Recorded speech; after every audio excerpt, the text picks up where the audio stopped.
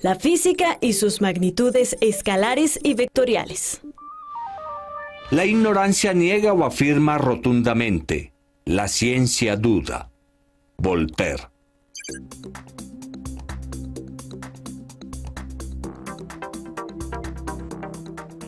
El mundo llega a nosotros a través de los sentidos.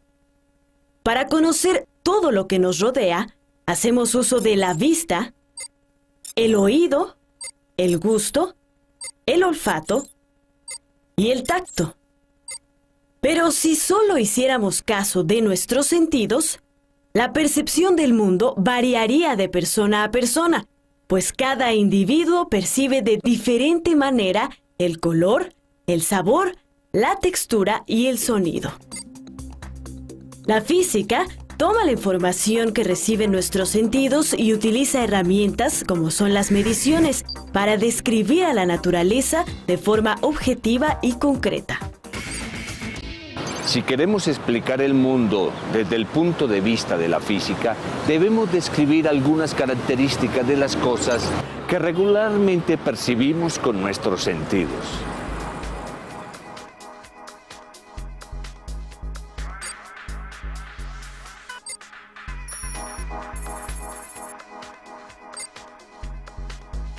A estas características se les conoce como propiedades físicas de la materia.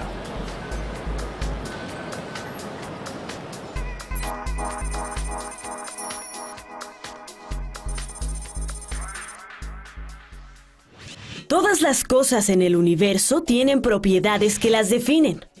Forma, color, volumen, masa,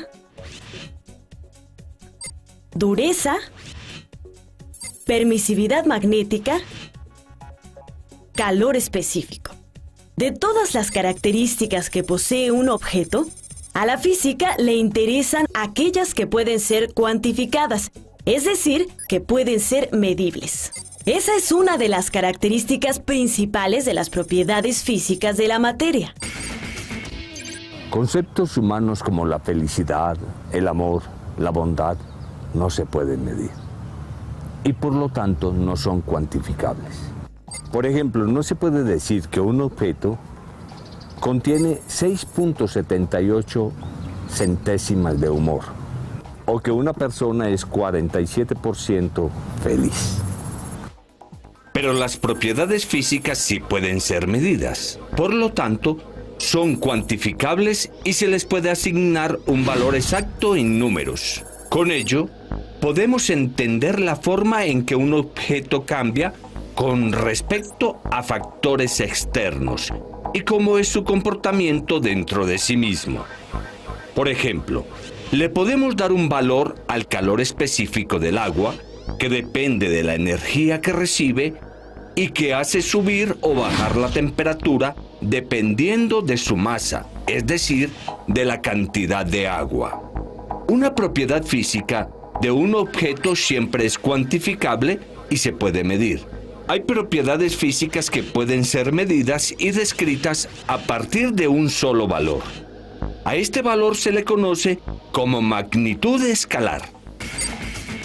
La física utiliza tres magnitudes o características medibles elementales: longitud, masa y tiempo.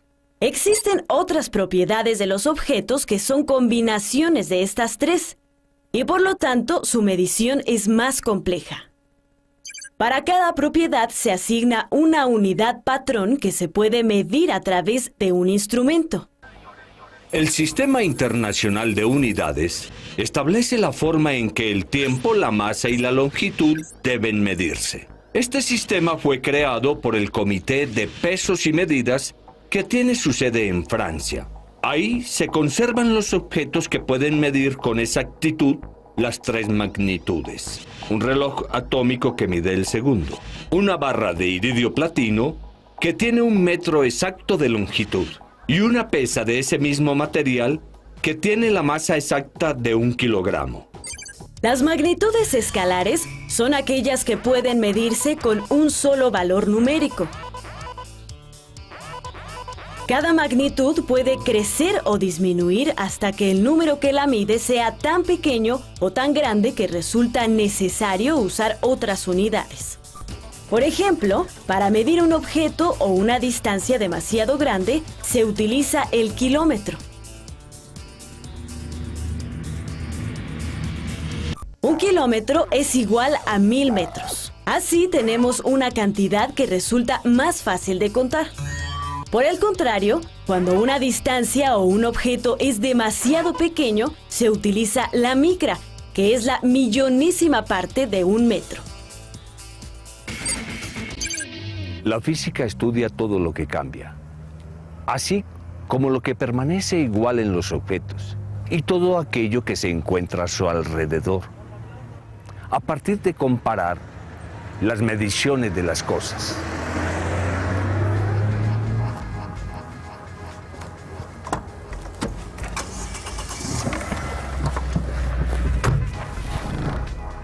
De esta manera, la física aporta elementos para conocer todo lo que es propio de los objetos que estudiamos y los hechos que suceden en torno a ellos.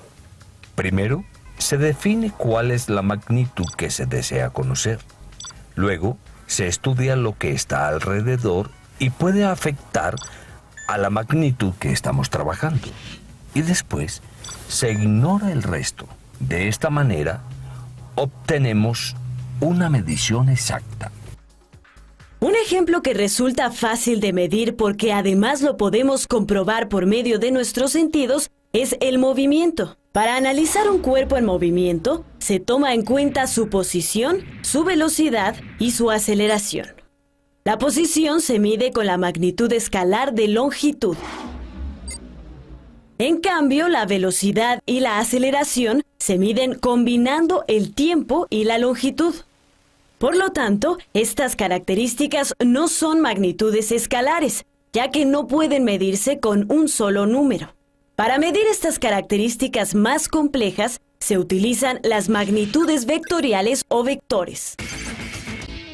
El movimiento de un balón no puede describirse con un solo valor numérico, porque un número, por muy exacto que sea, no nos puede decir hacia dónde se mueve.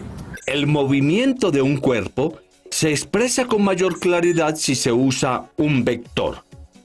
Con él, se puede saber hacia dónde se mueve, o la posición que tiene en cada momento respecto a otros objetos. Los vectores son muy útiles siempre que se mida una característica física en la que sea necesario conocer la orientación. Las magnitudes se representan con símbolos. Cuando son de la misma clase, se les asigna un número o subíndice para distinguirlas. Los vectores indican longitud, dirección y sentido. Cada vector se representa con un número o una letra.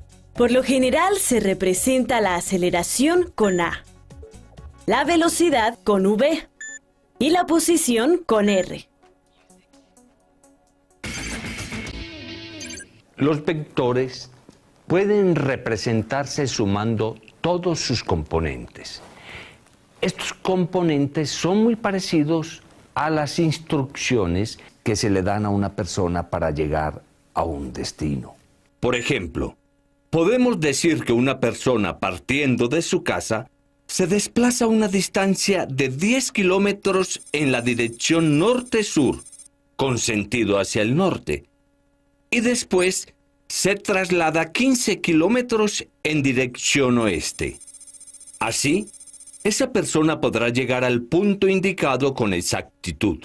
Cada vector está asociado a una magnitud y nos ayuda a conocer con precisión dónde está el objeto, hacia dónde se mueve, cuál es su trayectoria, su velocidad y aceleración. En cada punto que se encuentra un objeto sobre un plano, podemos localizarlo con precisión tomando dos valores.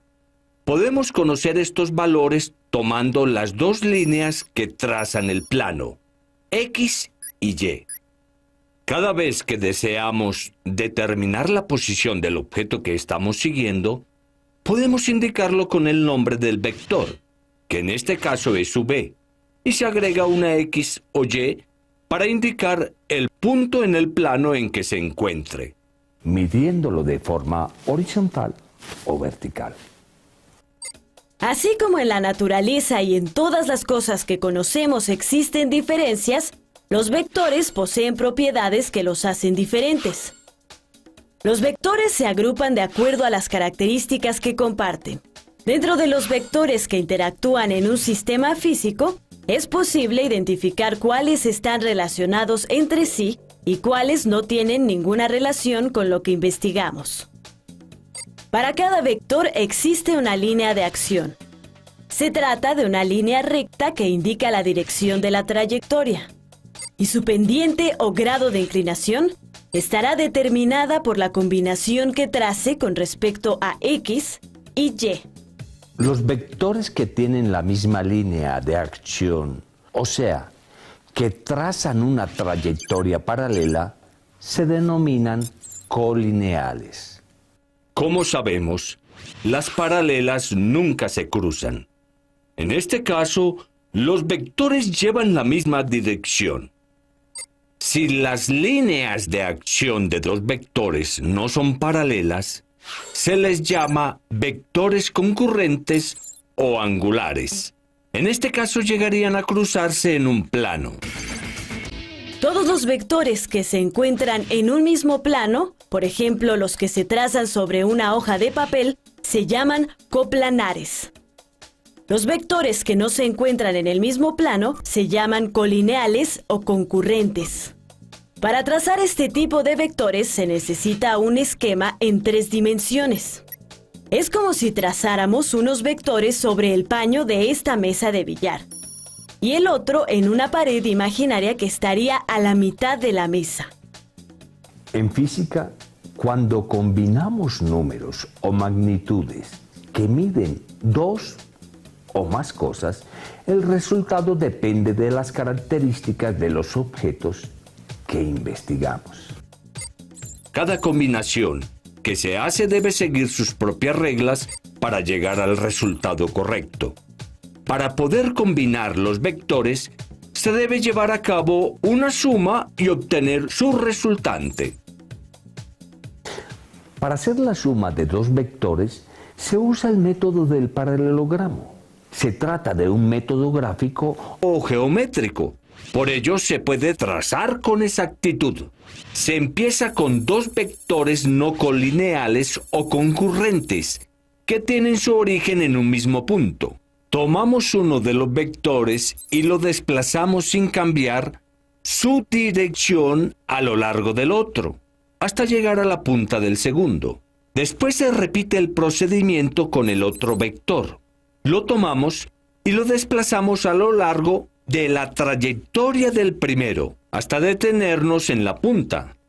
Así, nos quedamos con el trazo de 4 líneas sobre el plano que forman un paralelogramo, una figura formada por 2 pares de líneas paralelas entre sí. El vector resultante de la suma de los otros dos tiene su origen en el punto en el que parten los dos vectores originales y termina en el vértice opuesto del paralelogramo, donde se cruzan los vectores que trazamos después.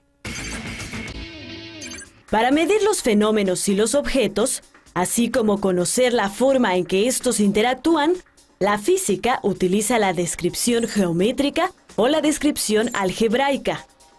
La descripción geométrica es la que se traza en un plano. Por ejemplo, si trazamos en una hoja de papel la siguiente descripción, es fácil identificar la posición de las canicas sobre el plano cartesiano y ver la interacción entre ellas. Pero tiene una desventaja. Si sumamos las distancias de las canicas, el resultado no sería exacto porque no siempre se sabe qué es lo que se mide, cómo se mide y cuáles son las magnitudes resultantes. La descripción algebraica indica las magnitudes que se asignan a los objetos y las relaciones que tienen éstas entre sí, y utiliza símbolos que resultan claros y permiten llegar a un resultado preciso. Una fórmula algebraica describe las relaciones existentes entre las distintas características que estamos midiendo. A primera vista, la descripción algebraica puede parecer más complicada que la geométrica, pero resulta más eficaz y exacta al momento de determinar el resultado. Ya vimos que un vector es la representación del movimiento de un cuerpo en el espacio. Para describirlo, como ya vimos, se le puede asignar un símbolo. Aquí se muestran los vectores que indican el desplazamiento, la velocidad y la aceleración del movimiento del jugador entre un instante y otro. Cada uno tiene un símbolo. Con estos símbolos matemáticos, se pueden elaborar las fórmulas que muestren la relación entre las características de un solo vector o entre dos o más vectores. Para empezar, podemos decir que cada vector es el resultado de la suma de otros dos vectores supuestos, que forman un ángulo recto. A estos vectores se les puede llamar I y J, y están colocados sobre los ejes X y Y del plano. Si realizamos la suma, vemos que el paralelogramo que resulta de sumar estos dos vectores es el que describe el vector inicial. Cada uno de los vectores que están colocados sobre los ejes X y Y tienen un valor determinado. Por ejemplo, si un jugador siguió esta trayectoria, se puede decir que, partiendo de su punto de origen, se movió una cierta distancia sobre el eje X y otra cierta distancia sobre el eje Y. En este caso se puede decir que se movió 6 metros sobre el eje X y 3 metros sobre el eje Y. En otras palabras, el jugador se movió 6,3. Si utilizamos los componentes X y Y, que indican las dos direcciones rectangulares, ya no tenemos que preocuparnos de la dirección porque sabemos que uno es horizontal y el otro vertical. Entonces, nos podemos concentrar solamente en su magnitud. El desplazamiento en cada eje tiene un valor numérico exacto. Así, tenemos la fórmula del vector. Los vectores, así como todos los fenómenos y los objetos que conocemos, tienen características que pueden medirse con exactitud. Es decir, se les puede asignar un número con el que es posible trabajar. Al relacionar esta cantidad con los números que miden otras características o corresponden a otros objetos, se puede saber la forma en que se correlacionan entre sí. Para un vector, la magnitud escalar es su longitud total sobre el plano, del origen a su punto final. Casi siempre se representa con la letra R. La denominación de un vector también puede asociarse a su velocidad o a su dirección. En este caso se miden los ángulos respecto a los ejes del plano X y Y, y el resultado se calcula en grados. En resumen, la forma más completa de describir un vector consiste en sus vectores rectangulares asociados y la fórmula algebraica descrita con sus componentes. Como en el caso de otras propiedades físicas, se pueden conocer unas características del objeto que estudiamos si conocemos otras propiedades más sencillas. Por ejemplo, si conocemos las coordenadas polares de un vector, que es su dirección, calculada con base en los ángulos que tiene respecto a los ejes X y Y, podemos conocer también sus coordenadas rectangulares. El vector traza una línea en el plano que representa la hipotenusa de un triángulo rectángulo. Hay que recordar que el ángulo recto estaría formado por el ángulo opuesto al vector en el paralelogramo que traza sobre el plano cartesiano. Si conocemos la magnitud del vector y el ángulo que forma con X, se obtiene el coseno de ese ángulo y se multiplica por la magnitud del vector. El resultado sería el lado del triángulo que se encuentra sobre el eje X. Tomando el ángulo que forma con y obteniendo su seno, se multiplica este por la magnitud del vector. En este caso, el resultado es el lado del triángulo que se encuentra sobre el eje Y. Ya vimos antes cómo se puede obtener la suma de dos vectores por el método del paralelogramo. Ahora veamos cómo obtenerla por el método algebraico.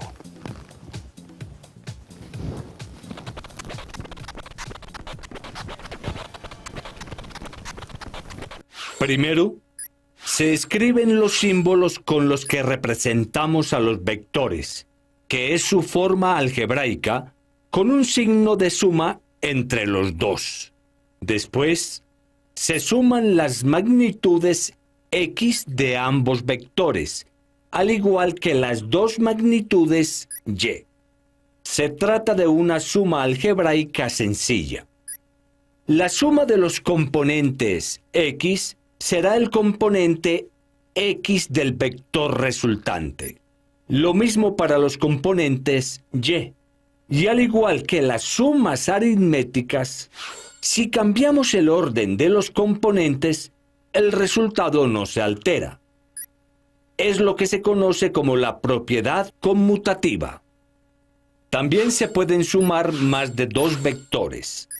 Para esto, se realiza la suma de dos de ellos, sin importar el orden, y al vector resultante se le suma el tercero, o uno más, todos los que se deseen.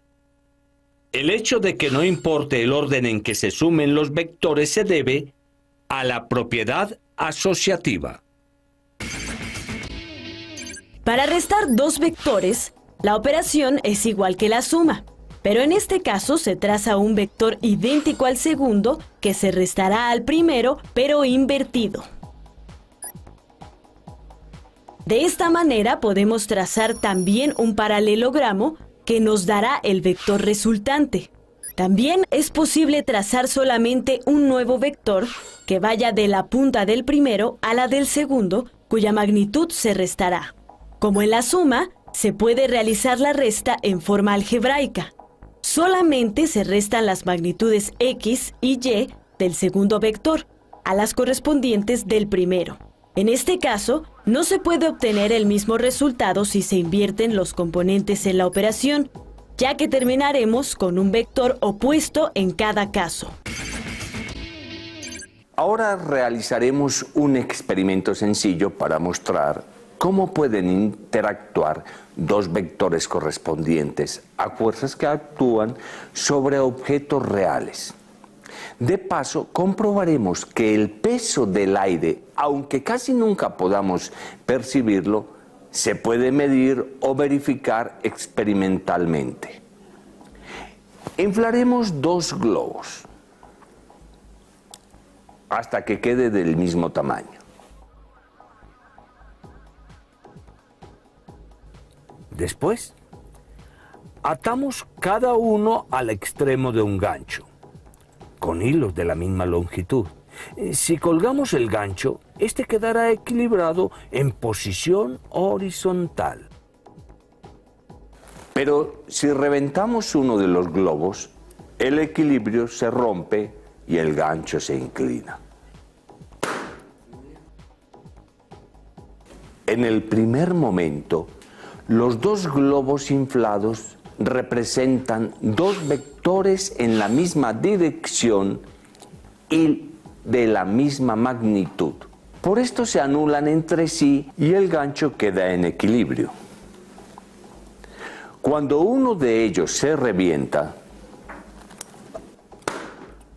tenemos un vector con magnitud menor y el resultado es que se despliega una fuerza mayor hacia uno de los extremos del gancho. Con este sencillo ejemplo, terminamos este programa que abordó la física y sus magnitudes vectoriales.